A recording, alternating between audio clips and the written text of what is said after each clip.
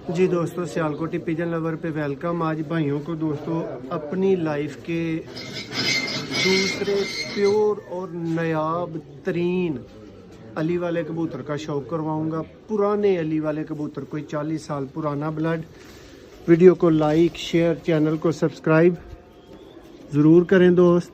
ये हैं जी दोस्तों सियालकोटी प्योर तरीन हालत के अली वाले दोस्तों नायाब कबूतर का शौक आपकी आंखों के सामने। ये देखें,